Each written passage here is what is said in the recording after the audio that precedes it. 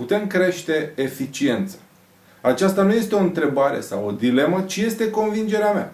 Am întâlnit multe companii din România care suferă din cauza scăderii vânzărilor și liderii acestora încă mai caută soluții miraculoase de redresare sau așteaptă o revenire a vremurilor în care orice produs se vindea ușor. Experiența mi-a arătat că nu există soluție magică pentru creșterea vânzărilor peste noapte.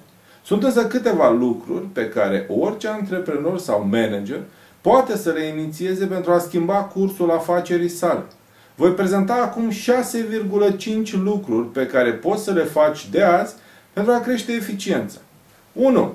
Identifică exact care sunt principalele cauze ale scăderii vânzărilor. Fă toate eforturile necesare ca să ajungi la sursa primară a problemelor. 2. Definește corect care sunt factorii de succes ai afacerii pe care o conduci. Ei reprezintă acel ansamblu de activități și elemente care, puse în operă, influențează pozitiv vânzările. 3.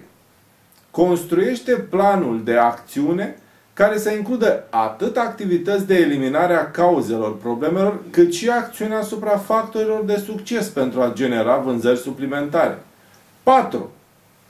Definește și comunică foarte clar în organizația ta care sunt indicatorii de performanță atașați planului de acțiune. 5.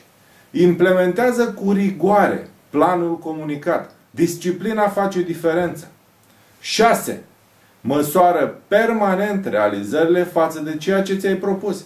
În acest fel, în orice moment, poți decide eventuale măsuri de ajustare a cursului de acțiune. 6,5. Comunică, comunică, comunică. Echipa ta de vânzări are nevoie de sprijinul tău în aceste vremuri.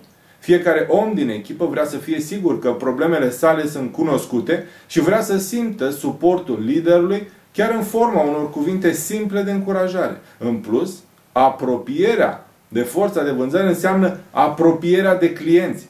Contactul direct cu realitatea din piață. Activitățile despre care am vorbit sunt lucruri simple. De aceea sunt cu atât mai dificil de îndeplinit. Cu toate acestea, cele 6,5 activități te vor ajuta să crești eficiența echipei de vânzări cu minim 19%. Sales Advisor te poate ajuta în acest demers. Dacă vrei ca organizația ta să treacă la un nivel de performanță superior, atunci este momentul să demarezi acum cele 6,5 acțiuni. Concluzia e clară.